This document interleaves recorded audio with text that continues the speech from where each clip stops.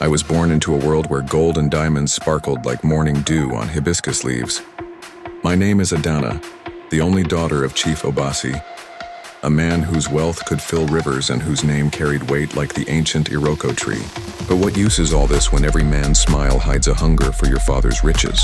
I had seen it in their eyes, gleaming, desperate, and false. No one ever asked what made my heart sing. No one ever cared for the girl behind the silk wrappers and palace walls. One night, as the city lights flickered like restless fireflies, I made a decision that would change my life. I took only what I could carry, shaved my hair close to my scalp, and traded my fine clothes for a simple wrapper and worn sandals. I left my name behind and became 𝗂𝗵𝗼, a poor girl from nowhere. The road was long and dusty, but it led me to a village untouched by time. The air was thick with the scent of roasted plantains and wet earth. Children ran barefoot, their laughter rising like music. Women with strong arms pounded yam in heavy mortars, and men gathered under the ancient tree to tell stories of spirits and warriors. Life in the village moved to the rhythm of nature. At dawn, I joined the women at the stream, balancing calabashes on our heads, the cold water stinging our feet. Afternoons were for tending small farms, and evenings for sitting by the fire while the elders shared wisdom through proverbs. No one asked about my past. Here you were known by your deeds, not your history. I marveled at the simple beauty of it all. The woven mats, the decorated clay pots, and the round mud huts with grass-thatched roofs that seemed to hum with stories of generations. It was at the river that I met him. 𝗶̱់ćị. His skin gleamed like polished ebony, and his eyes held a calm that spoke of old souls. I remember the moment clearly, the way my water pot slipped from my head and he caught it with one swift move. He smiled, and it wasn't the kind of smile I'd known in the city. It wasn't hungry.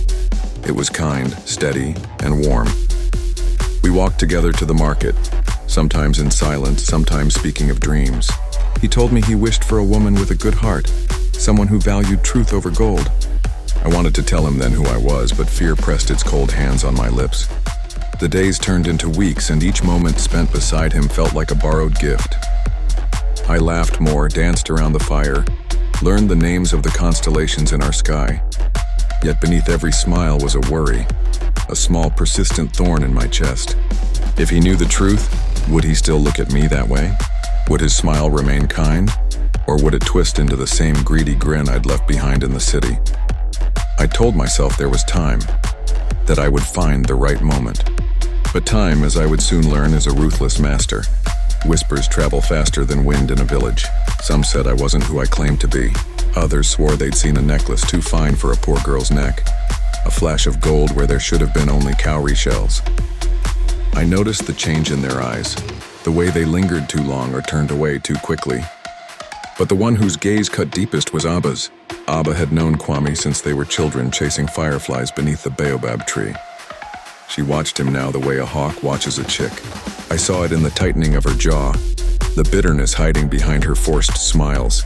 Where I was content with small, quiet moments, she burned with envy. It was 𝗂𝗵𝗵 who followed me that day when I left for the nearby town to tend to a sick child I had befriended. I had no choice but to withdraw money for medicine. The driver from my father's house waited discreetly at the market edge. But secrets like smoke find their way to the sky.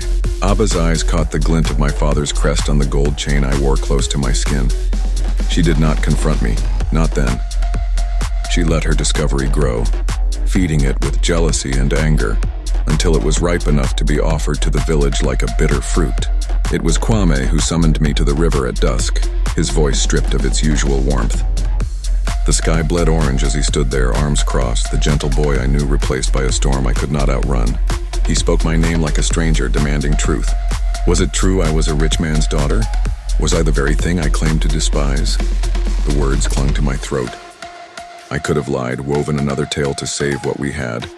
But lies had brought me here, so I told him everything. His face, once soft and open, hardened like clay left too long in the sun. He said he loved 𝗂𝗵𝗼, the simple girl, not Adana.